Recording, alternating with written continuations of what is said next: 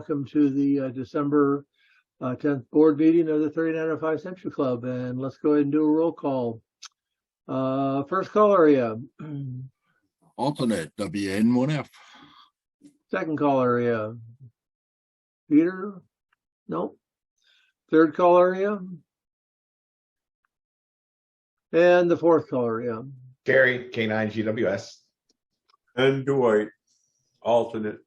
And the fifth call area. KJ80 present.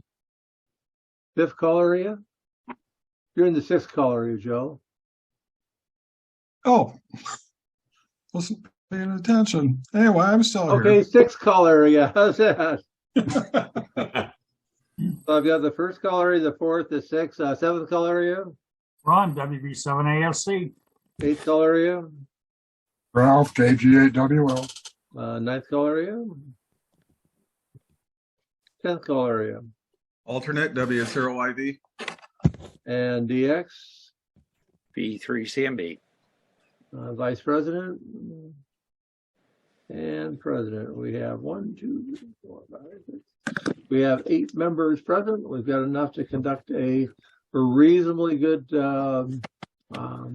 meeting tonight. Okay. Let's see. Do I have a motion to second approval of the minutes of the November 12th, 2022 board meeting? I'll move K9GWS. And are there any comments or questions about the minutes? Hearing none, we'll do a vote to approve the minutes. First call area. Approve WN1F. Fourth call area. Approve K9GWS. Sixth call area. Approve KJ80. Seventh. Seventh approves. Eighth. 8th approves. 10th. 10 approves. DX. DX area approves. And president approves. It's a unanimous vote to approve them. Okay, a motion to accept a roll call vote for the approval of the financial statements for November 2022. Was that you, Ralph? Yeah. Okay. Any comments about the financial report? Okay, we're going to vote to approve. First call area. First area, WN1F approve. Fourth.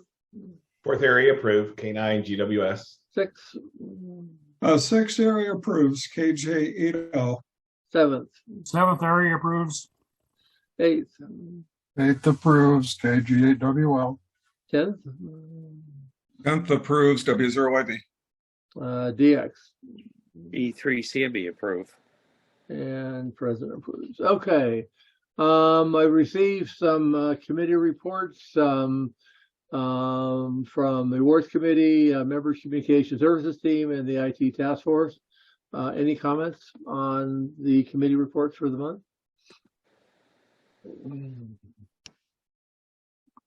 Okay, old business, got none. Under new business, do we have any well, I guess I need to wait till the end of the meeting, but nominations for vice president. I will call before I adjourn one more time for new business. It looks like the area directors will all run uncontested at this point. And we still have the first call area without a nominee. I'm working on trying to lasso somebody into the board. Haven't quite succeeded yet, but our current plan is to open up nominations for the first call area on January 22nd. So the idea is that we don't have to intermix with the current election. With all the timing that was laid out by the election committee, they'll get that done 2 days before the February board meeting, which is plenty of time for the board to approve it for March 1st, if we have a nominee. So any questions about where we're at with the elections? So we're still on track for starting on the 1st of January. Few minutes from now, we'll close the nomination period for vice president. Okay, I've got two open discussion items. The first one, Excuse me, yes, go ahead. I haven't heard who's been nominated for vice president. Oh, AA1NA and KI7PM. Okay, because they have to be nominated at a board meeting, and I haven't heard that happen. So I missed something? Perhaps I missed something.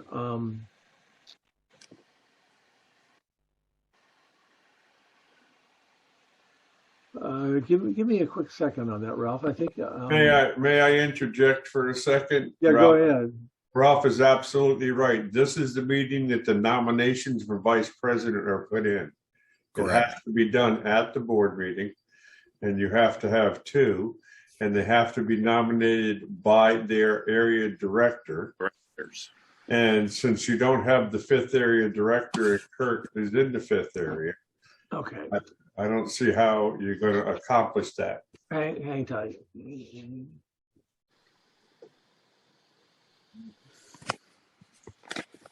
And for Tim's edification, I'm being past president, Tim. I'm a member of the board. Cool.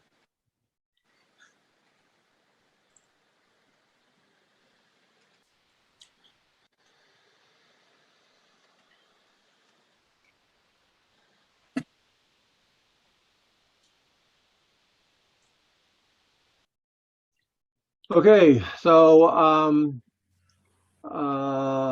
we have no nominations for vice president, and I will kick this back to the election committee, and we'll come up with a new timeline. That's the best I can do. Well, wait a second, Dean. I mean, I can nominate Bob, and he sent me the Not email. enough. You can nominate. Go ahead and nominate. Yeah. Okay. So we accept Bob as nomination, but we still don't have the required two that we need. Right. So Hold it. I have a nomination. If there are no others, W8NE. I don't want to really put it that way, but that's the way he put it. Whiskey 8 November Echo Tango. In fact, I proudly nominate Gene for vice president. okay, so we currently have two nominations. We've got KI7PM from the 4th call area, and we've got W8NET from the 8th call area. Any other nominations? Hold on. We lost two people and we gained one. And we lost Craig.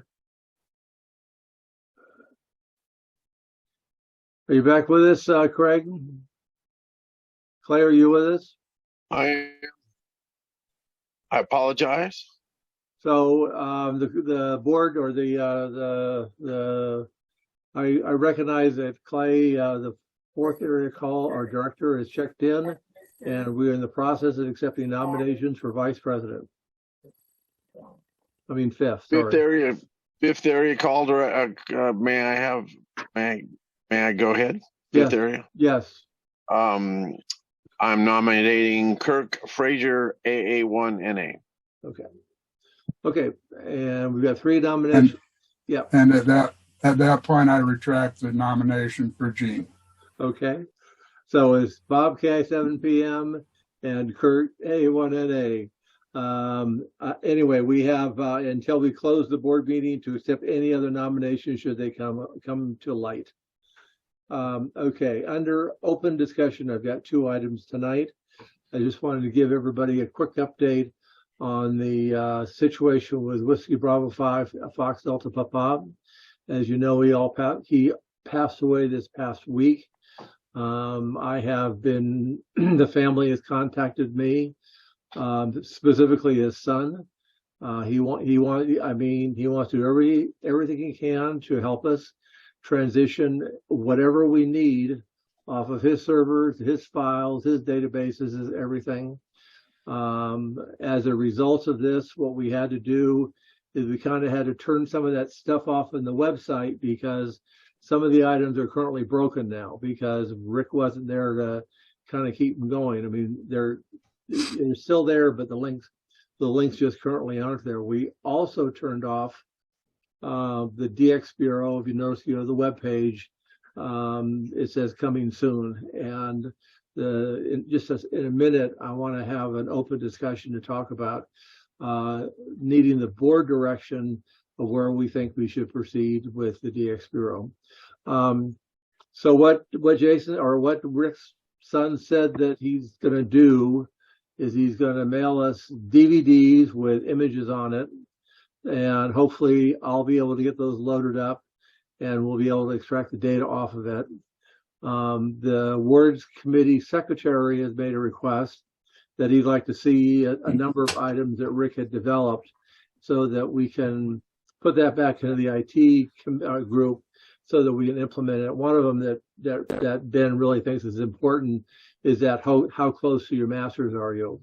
He says it's a really, really good tool for both the AAM and the members. So we want to get that rolling again. Maps, and there's a lot of things there that we just want to see how he's doing it so that we can incorporate it into our website. Like I said, a real sad day, and but I'm really happy that I got the call and that he's so willing to help us. So, and he's going to give us passwords and everything else. So he's not putting up any obstacles to make the transition.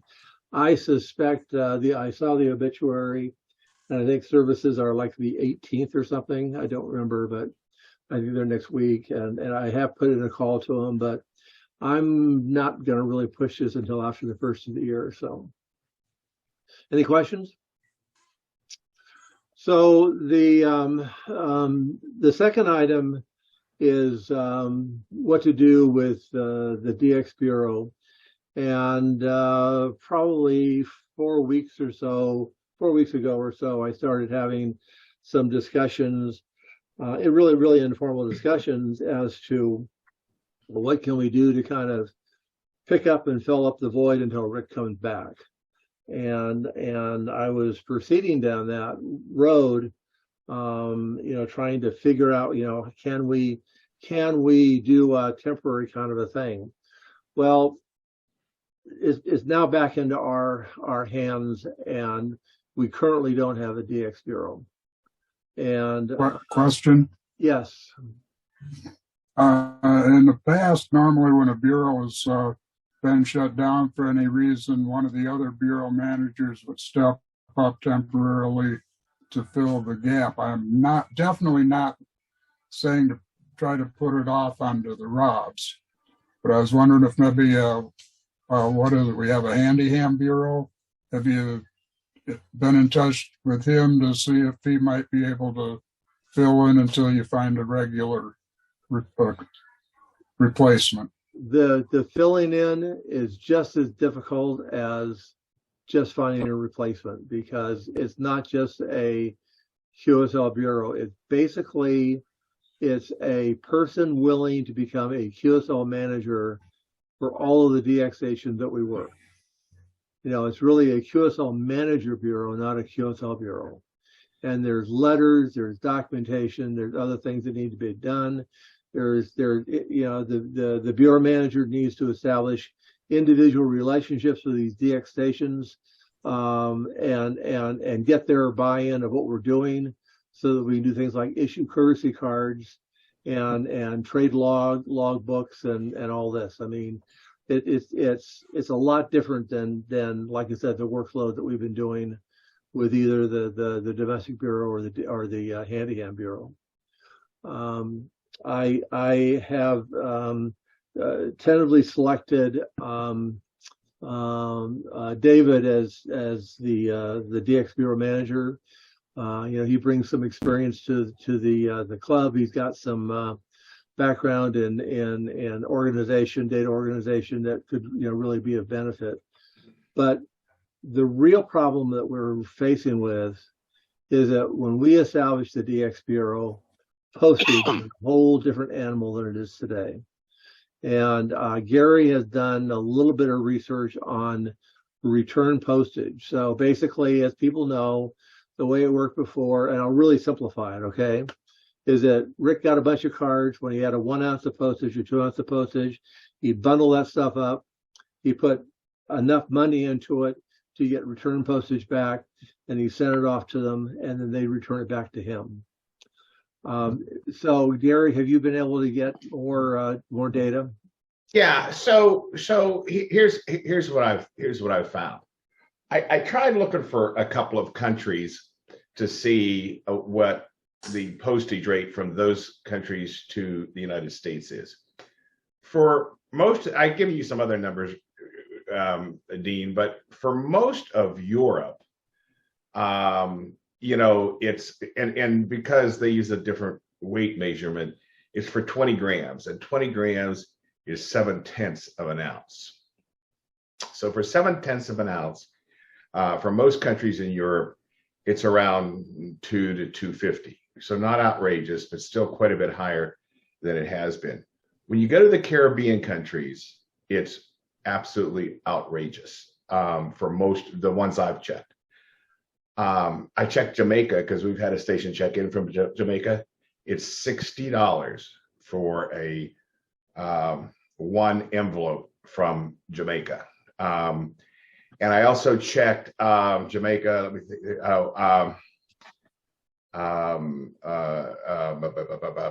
I don't have my sheet in front of me.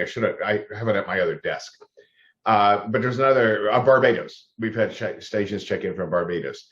It is something like $16 for 20 grams from Barbados. I tried to check Panama because we've had stations check in from Panama, and I could not find any rates for Panama. But for some of the Caribbean countries, it is just outrageous. The other thing I looked at, this was interesting. I just accidentally found it. The U.S. Postal Service has information on their website about what the mail service is like from these countries. And in a lot of the Caribbean countries, the mail service is poor at best. And in many cases, they don't recommend using the governmental mail service. They recommend using, a private service like FedEx or something like that if you're going to send things. So that was what I found when I did some research on, and a lot of our contacts are from the Caribbean. We've gotten some European stations checking in, but most of the people in the EU are, like I said, around $2.50 for 20 grams, which is 7/10 of an ounce, and that's probably something in the range of about 5 cards, maybe 4 cards. Okay, so the other problem is that there's still some countries that have their outgoing postal closed, and I'm not sure how they're getting mail out of the country. I don't know. Craig, what's first class postage from Canada back in the United States? $1.40, I believe. Debbie, I sent it to you earlier this week. I think it was $1.40. 40 cents? No, $1.40 per $1.40 per envelope. Yeah. Okay. And that's for what? That's for up to 1 ounce? Yeah, pretty much. I can stick probably about 7 cards or so in for that.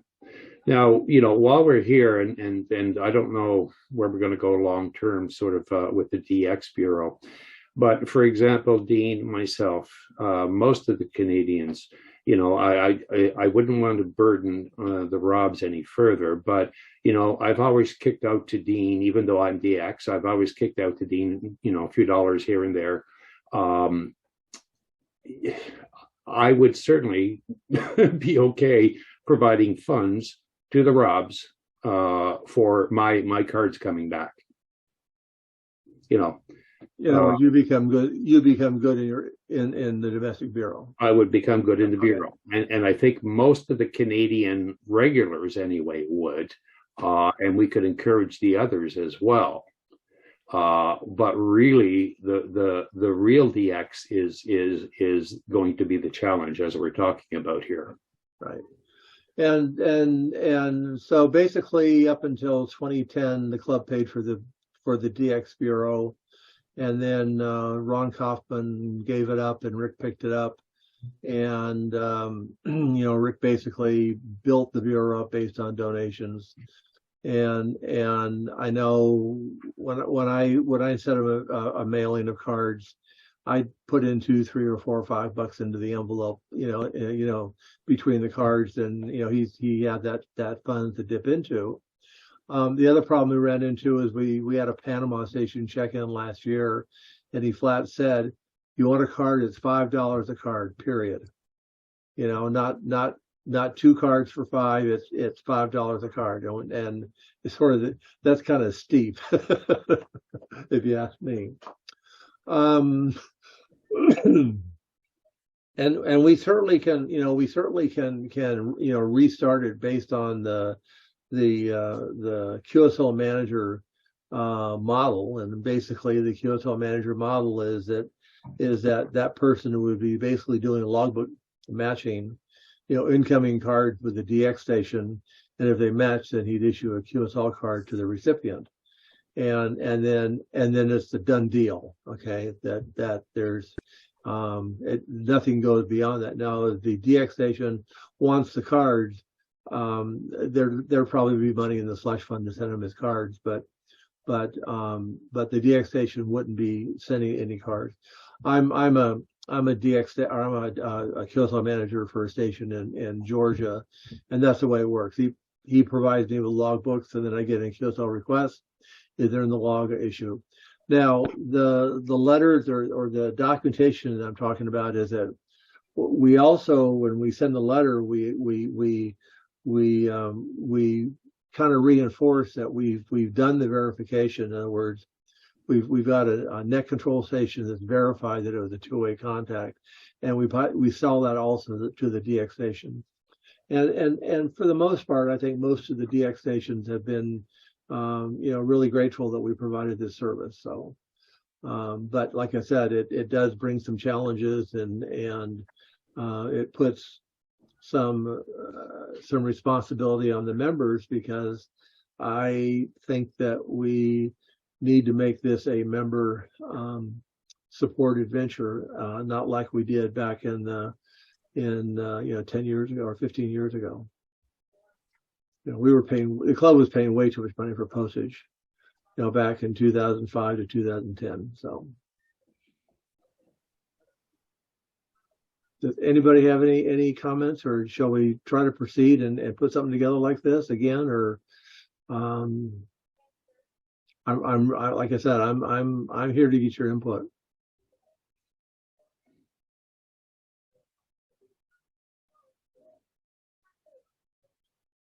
Clay, you're talking, but your lips aren't moving. Your lips are moving, but I can't hear you. Okay, you should be now.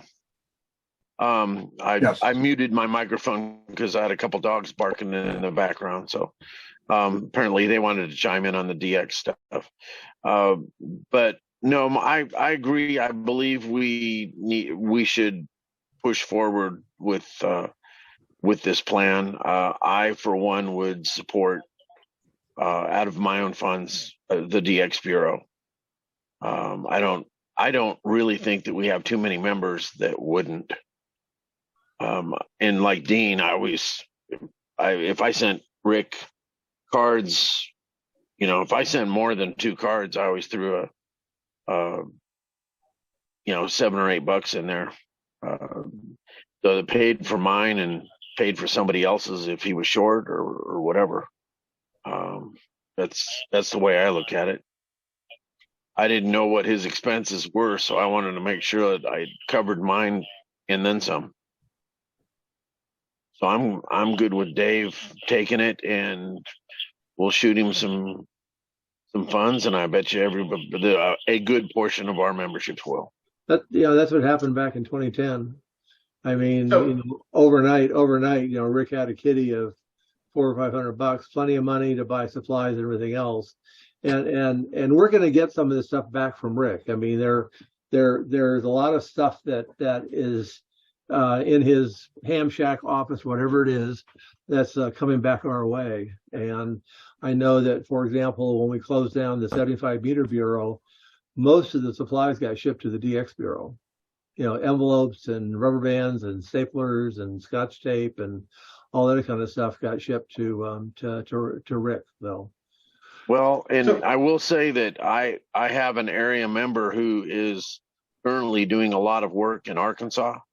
Mm-hmm. So if there's anything that needs to be picked up, I'm sure Tyler would be willing to do that. Right. I'll reach out to Tyler and give him some heads up on that. The one big unknown at this point is whether or not Justin's going to have to ship the server to me, and I'm hopeful that we can take the image and we get the image loaded, get it booted up, and we can log into it. So we don't have to do that, but that's something that we'll consider doing. Yeah, Gary. So yeah, I want to throw something out for us to think about. Given, I have noticed on my DX contacts, not just necessarily through the club, but when I do contests and things, I have gotten very few DX cards in the last few years. And the question is, and we don't have to decide this tonight, but I think it's something for us to think about. Do we want to bother sending QSL cards to these DX stations? It's not outrageously expensive from the US. It's $1.40, $1.50, whatever that is. But the reality is, I don't think we're going to get a lot of cards back. And we have this courtesy card system that I think can work pretty well to give us the confirmations that we're looking for. So I just addressed that. Oh, you did? Oh, yeah. Oh, I didn't. No, I addressed part of it. I said that the bureau manager establishes a relationship to be a QSL manager and makes the determination of whether the cards need to go to the DX station. Okay. That's handled on a case-by-case basis. Okay. If the DX station want the card, we'll send them the cards. If it doesn't want the cards, we'll hang on to them and we'll round file them. Okay. The second half of that is that we would come up with something similar to what Rick did, and the courtesy cards would be made available as printable PDF files. Okay. I didn't quite understand. I think we need to do that too. Yeah, I think we need to do that too. Okay. I just say it just saves all the way around, and it's a standardized card. Rick's got a nice format that we can continue using, and it even says verified on it by with his call sign, which is kind of nice. So yeah. Hold on, folks. He's putting the meeting on hold too. Jeff, somebody? Jeff, Hello? call back. Hello? Yeah, would you please? Thanks. Okay. Yeah, so yeah, we come up with some format that the courtesy gets emailed as a printable QS or as a printable thing. Yes, absolutely. And then all the person had to do is print it, cut it, and they've got a card. Yeah, Dwight. Just for a point of clarification for me, you said Dave. Dave who? Dave. Maybe I said Alpha India 4 Kilo. Pardon me? Alpha India 4 Kilo. Thank you. Oh, sorry. Oh. Yeah, I was going to mention that earlier, Dwight, because I was looking over here at Dave, WN1F, as if he had a surprised expression on his face. Yeah, I was looking at WM1F too, Dave. Congratulations, buddy. Well, I'll tell you what, he flat turned me down when I asked him about considering for the first call area. Wouldn't He be didn't the want any first. part of that. Wouldn't be the first time I was volunteered for something. In fact, I think it's 3 and counting. But if we go along that lines, Dean, of we will do internally our courtesy cards as Ricky did. Absolutely. And for the DX Bureau manager, I think that becomes less than of a concern getting the cards back from the DX Bureau or for the DX people. I mean, who cares if they send us a card directly themselves at a significant cost if we're using the courtesy card? Now, if we do happen to get one from a DX, then absolutely we can send it out to them. But that should significantly reduce the effort of trying to track down DX and see what they want and how much money they want for cards and stuff like that. Yeah, and I would say that the incoming cards that come in from the DX to the bureau, that they just get forwarded on to the domestic bureau for distribution.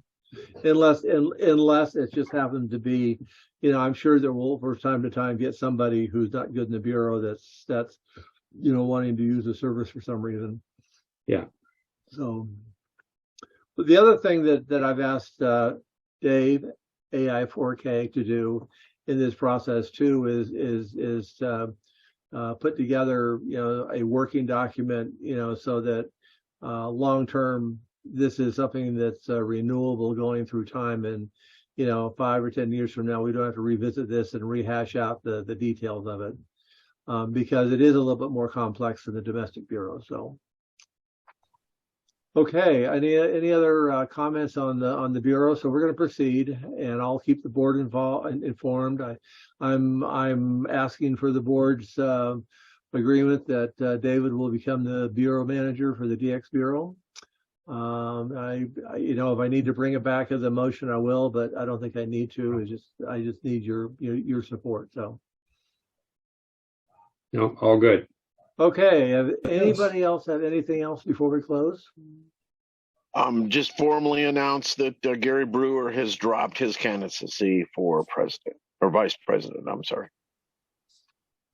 It was never even entered into record because you weren't here. Aha. Okay. Do I have a second? Dwight's got his hand up there. Dwight. I'm curious as to what's going on with the final eyeball report. I haven't seen it yet, and you requested input from the PAC on it. That's a good question. That's a good question. I don't have an answer for you, Dwight. Okay. I apologize. That's all right. I've got several things. By the way, I'll say this is that we don't have any candidates for next year's eyeball at this point. I think that what we're finding and the feedback that I've gotten is it's not that we can't put on an eyeball, it's trying to find a venue that is affordable for the club. And looking back over the last 2 or 3 or 4 eyeballs, the venue thing kind of got locked into a real sweet deal. I mean, this past eyeball, Gene got a really sweet deal with a community center, and I think the cost was real consistent with the cost. But the last thing in the world I wanted to start doing is saying, well, we're gonna have an eyeball, and the eyeball ticket's going to be $125 because we need to pay for a venue. I don't think we get very much attendance, so by doubling it. So, but that's the feedback that I've gotten from at least one member, that he tried and tried and tried, and he just couldn't find a venue that was affordable. So, A comment. yeah, go ahead, Ralph. I think I gave this information to Katie too. Through the 90s, most of the eyeballs were held at campgrounds, with a pavilion at the campground, and that was where we met. And in the years since, for whatever reason, it's kind of gone into a kind of a, well, I can do better than that, and I can do better than that, until we priced ourselves out of our own market. I think if we'd make it known that you don't need to have a hotel, you don't need to have linen tablecloths for the dinner. You just got to have food, and you just got to have a roof overhead for the meeting, and kind of draw our minimums down to reality. And I think there are places to be found for that. I'm done. Ralph, I agree with you. I mean, I know that back in the early 2000s there were 2 or 3, or see, the one that I held was at a campground. They just happened to have a buildings for the events. And, one of the challenges that I had was find somebody that was willing to come into that campground to cater a meal. It wasn't impossible, but it was a challenge. And so, yeah, I mean, Cater a meal. Most of the ones I was at, it was the Eyeball hosted the grill. right, right. I mean, there you go again. It's got to be a catered meal. No, it doesn't. You just got to have food available. One of the most enjoyable bars I went to was the one that Glenn ran in Nebraska. He had the Boy Scouts come in and barbecue all that food. Well, and you know, the other ones that I've been to, you know, the first one I went to, the Eyeball host, you know, his family came in and they did most of that secondary kind of work of, you know, meal prep and clean up and things like that. And I don't think anything was catered, but you know, they took care of feeding us and keeping us fed. And I think other eyeballs did the same thing. I'm not sure I'd want to go back to Le Sueur in July. I'm not sure how many people went to that one, but from what I understand, it wasn't fun. Little on the warm side, but Well, you know, I think that's the big question, Dean. Air conditioning or no air conditioning? You can go to a campground and do it under a pavilion, but if it's in the middle of the summer and it's, you know, not in Nebraska, it's going to be hot. right. So, and it's going to be buggy. So, Yep. Been there in Oklahoma, Arkansas. I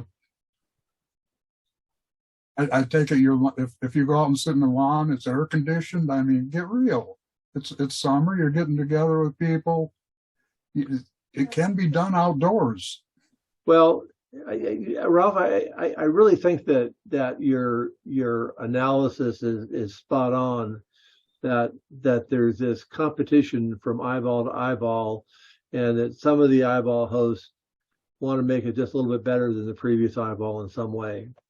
And I don't say that for everyone, but I've seen some of that. I mean, I remember when the president back in the mid 2000s, you know, he was the outgoing president and he wanted to do up, and he had 150 people sign up for attendance to the eyeball, and it was in Georgia, and he got, you know, we had 120 to 130 people there, a lot of people. A lot of families, and it wasn't catered. Gosh, there were some people that came up, a couple of guys that came up, family members of, what's his name? From Louisiana. And they made me look like Twiggy. I mean, they were huge, but boy, could they cook Southern food, and boy, was it good. Oh, it was spectacular food. But yeah, these guys had to weigh 500-600 pounds easily. I mean, and they weren't that old. You know, they were in their 20s, and they did it the whole weekend. They were in that kitchen from sun up to sundown, you know, prepping food for people, and it was really, really good. But again, that's the eyeball host pulling together people that had families and getting volunteers, and not saying that I need to do everything. You know, when an eyeball host thinks that he needs to do every single task, that's when things kind of start going into the mud a little bit. So, and another thing along the same lines, Dean, back through the 90s anyway, all that was included as far as the meal at the eyeball was the Saturday dinner. The other meals you were on your own. And there's a lot of local restaurants around the country that are just egads that I never would have gone to if it hadn't been for going to the eyeball. And heck, I had no idea what curling was till we went to the Curling Inn. So a bar restaurant in Illinois. And after that, I actually saw curling on TV and figured out what it was. Well, after knowing it from being at that, stopping in that place for lunch. There was a lot of, and you know, why go to all these places if you're just going to go to one fixed spot and stay there? There's a lot of stuff around all these venues that are make it worth the trip. I'm not saying that being engaged with all of these fine people here, there's nothing wrong with that. Take some with you and go someplace and see something new. So I promised Katie, she was the chairperson of the group I put together to kind of update the eyeball guidelines, that I would over the next few weeks, and she sent me the final draft, review their document and make my comments. But what I think I'll do is we'll get this video from this board meeting turned around pretty quickly, and then I'll basically have her listen to the portion of the eyeball to find out if there's anything that her group might have missed in that document, because again, it's guidelines. And I think, like I said, I think Ralph's got some good ideas. I think that we can downplay we need to provide everything A to Z kind of a thing. It's going to make it a little bit more doable. And then if the venue cost is a little bit more, then the two will kind of balance it a little bit better. So, Hey, Dwight, did you do the Wyoming one? Yes, I did. Yeah, that kind of venue, it was kind of like a park, maybe sort of like a community park area, but it was a little bit rustic. But the bottom line is you couldn't hurt anything. If people wanted to go out and hop in their car and do mobile, or if we did the shootout like within 2 minutes of the place. Oh yeah, that was an agricultural fairground, wasn't it? Yeah, something like like that. Agricultural fairground, but to Ralph's point, there was only like one restaurant in town, if you remember. Well, that place was a bit austere. That was a great place. But you can go somewhere like that, and then you don't have to worry so much about hurting anything, because we're trying to get cables out the door and try and put up antennas for the base station. Oh yeah, that was an easy one. You could do whatever you want. The Wyoming eyeball I went to was in Cheyenne. In fact, I think we did it there 2 years. But and there was something around that could be damaged. Bob and Sweden Bobby bobtailed it, parked the trailer someplace, bobtailed in and managed to back into the dumpster, getting turned around. Well, we do things at the eyeball, and don't get me wrong, I love the pins that we get at the eyeball, but you can cut that cost out of the way. I have more 3905 Century coffee cups than I will ever use. You can cut that cost out. So the things over the years have built more little, I don't want to say gee-dunk, because like I said, I really like the pins, but we don't need to do that. And they're expensive. Yeah, and when you're looking at what it's going to cost you to run something like that, and I agree with Ralph, all I have to do is supply one meal. I mean, when Gene was running this up there, one day I bought the coffee for the mornings and stuff, but that was my choice. Actually, I paid him for it because he already had the coffee, but I paid him for it. If somebody wants coffee and donut and breakfast before they come to the eyeball, let them stop at a little restaurant and get coffee, donuts, and all. You don't need all of that frills. And the raffle table doesn't have to have a $1,400 radio on it. Well, that's the I'll tell you this, and that kind of chaps me, that we continue to put that kind of emphasis in the eyeball, and that again, it's well, I got to do better this year than last year, kind of a thing. I agree. I would go to the eyeball if all the raffle prizes were under $50. I still go. I'm not like you, Dwight. I don't need to collect on all the raffle prizes. Well, I didn't collect. I buy my 5 tickets and call it good, and don't win anything typically. The only reason why I spend a lot of money because I won a lot of things. And if you notice in Kirk's eyeball, I spent a lot of money. I wasn't there. I gave away, I think I won like 13 or 14 door prizes. And I go up, pick them up, and walk back through the audience and pass them to anybody who wanted. Yeah, I did that. I kept 2 or 3. That was it. I did that at De Pere. The only time I ever really won anything was at De Pere, and on my way back to the table, I gave it to Roger. So yeah, you're right. I didn't give away my Scorpion mobile antenna though. Oh, neither did I, because in De Pere I won. In De Pere I won the 7100, which Dave and Debbie won. And but I think those were donated items, I believe. Yeah, they were. Wasn't that?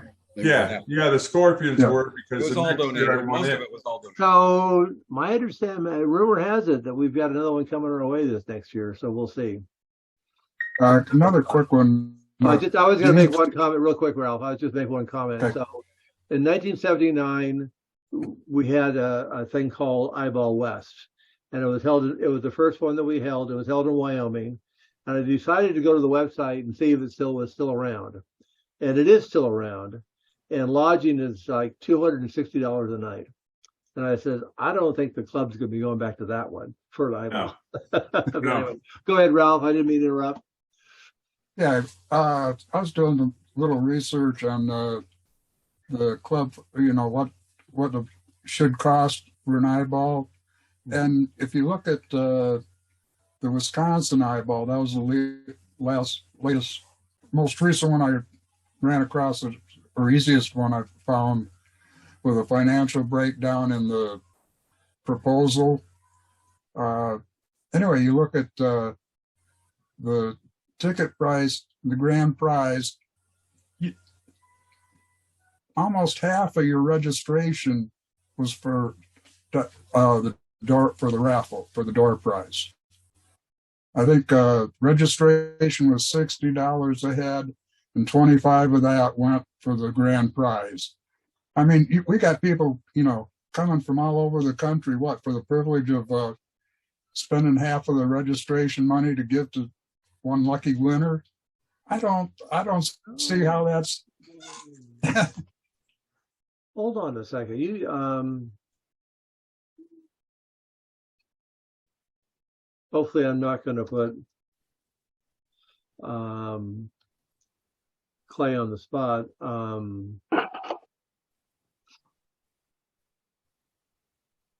But this half eyeball was the same thing. $25 of every ticket went to the grand prize. So it I didn't particularly see MSJ gave us a pretty decent discount when we were buying amplifiers, Ameritron stuff. And they also, at least for a lot of the eyeballs from 15 years ago, they'd always toss in other things like mugs and books and miscellaneous stuff, But for me, I would have rather just only paid, $40 for my ticket and not gotten a raffle ticket. Because I don't need another radio. Well, except I'm not sure you're looking at this right, and I'll tell you why. In the last few eyeballs, the ticket sales covered all of the prizes, and then there was usually additional money left over. So in this most recent eyeball, it's sort of in round numbers, because I don't remember the exact numbers. So roughly there was $800 that the club had to pay for the most recent eyeball, because we gave Gene $1,000. He returned 100 and whatever it was. I forget the number now. But the ticket sales were almost $1,000 more than the cost of the prizes. So there would have been an even bigger loss if it wasn't for that. Now, I'm not in favor of these prizes. I'm the last. I'm actually not. But the reality is, the numbers are that the ticket sales cover more than the cost of the raffle items. Yeah, the raffle is really a profit center for the eyeball. Yes. And I think the difference between, and we can talk about the past all we want, but the past doesn't really tell you very much, because I think in the past, we got a lot of donations. We don't get those anymore. Almost any of the bigger prizes. We got some little donations, I think, in Ohio and some of the other ones, but nothing significant. And so we end up buying a lot of those prizes. I think that's a big difference. And the other thing is, reality is, things are getting more expensive. I mean, if you travel at all, hotel rooms have gotten to be really expensive, or I won't say really expensive. They've gone up quite a bit in price. And so, you got to sort of face the reality of that, and food, even for a meal. I mean, food prices have just gone up tremendously. So. Well, and the other thing, I know, we don't want to talk about the past, but the other thing that was encouraged, 15 years ago, was for people to bring things from their regional area that could be used for prizes, and people bought wine, and they bought ceramics, and they bought crafts, and that's just fine. I think the raffle in Delaware, it was Dave's basket of the whatever it was and something else. I mean, and I think we can get back to that, without. Again, I guess what I'm really saying is that maybe we kind of rethink this a little bit and put less emphasis on the raffle and some of this other kind of stuff, and more emphasis on the venue. That maybe we can still come in at under the $60 and have an equally fun raffle as we've had in the past. But Gary, did I read you correctly there? The raffle paid for itself and made money? Yes. Oh, Well, he works. He's a bookkeeper. They can move that money around. They can look like anything they want to. No, but if the raffle, I mean, in all seriousness, and I mean, obviously up front, the funds are being put in. Well, though, Craig, spent enough tickets. Sorry, Gary, spent enough tickets, or there were enough tickets procured to pay for what the cost of the raffle was. And I don't want to be too critical, Craig, but the reality is, we spent a lot of money on, and a lot of times, I mean, Mississippi, Ohio, every time, there's a lot of people step up and buy a lot of raffle tickets to make that happen. So the reality is, if we did more simple things, like, I don't know who mentioned it, Dean, bring something from your home region. That's just kind of a fun thing to do, and we could charge a couple dollars for a raffle ticket to make a little extra money or something. But the reality is, I don't think anybody comes to the Eyeball because they have a chance to want to win a $1,400 radio. Agreed. So I don't think it does a lot, for the Eyeball, yet that's a lot of money to spend on, for one person to win that. And I know, Clay, you won it, so you're really happy about it. But the reality is, and I'll say this: Gene told me that the ticket that won the radio was the ticket that came with my door with my registration. And and I tossed I can't say a fair amount of money, a reasonable amount of money towards the raffle to help Gene pay for the Eyeball. Yeah. But he told me that the winning ticket didn't come out of that pile. I think I think having some prizes is okay. I mean, you can get it extravagant, but like a little mobile rig or something that's a $600 rig. So you got to seed money it a little bit, but then it generates what's the right amount of seed money to get a couple neat prizes that people will buy raffle tickets, and they need to understand, well, this raffle tickets, if we get more money than we have for the prizes, it goes to the club. It pays for the. The only thing they have to do is make a rule that if you bring something and donate it to the raffle, you can't win it, right, David? David brought a crimping set to the raffle I really, really wanted. He won it and then wouldn't sell it to me. But he did send me another one later. One of the local Hamfest here, and they got the idea from Texas. They have a raffle with your ticket that gets you in the door, and you can buy more of those if you want. But they have a side raffle where they bought ICOM 7600, and it was $20 a ticket, and there were a certain amount of tickets sold, and it was, you didn't have to buy one. If you wanted in, you could. And they ended up making I don't remember how they capped the ticket price. However, they ended up making $4,000 profit off of a 7610. Everyone's a gambler. Yeah, and they capped those ticket sales, and at our hot wash after the Hamfest, they said that we could have sold probably twice as many tickets at $20 a piece. So, people like the raffles. Accurate. I think people just like to gamble. I think $20 as a ticket it was out of my price range at the time. So that's too much. Besides, no, wait a second. I hadn't got the DX10 yet, but I don't know where I'd put a 7610 in here. I don't have the room for it.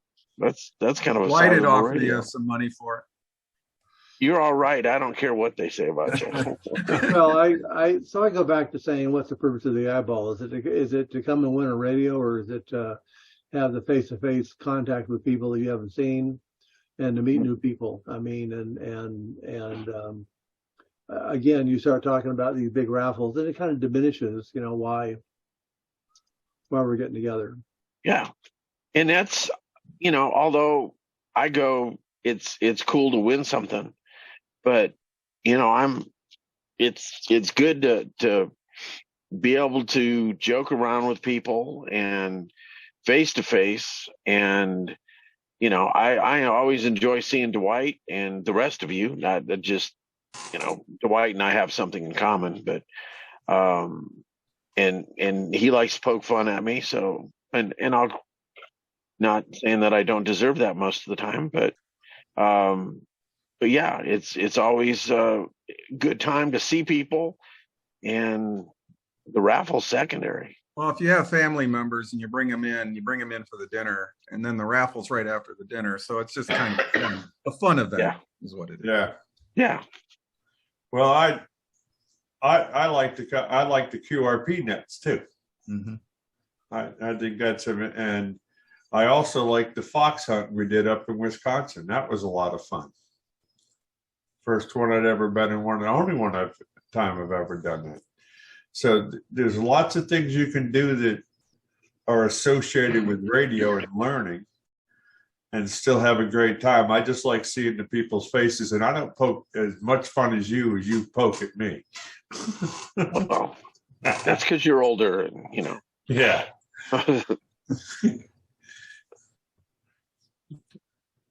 Any other comments before we beat this one into the ground? I think the horse is dead, Dean. Yeah, I do too. Well, I'd like to thank everybody for coming tonight. Is there a motion to second? Motion to adjourn. Adjourn. Yeah, second. Second. Okay.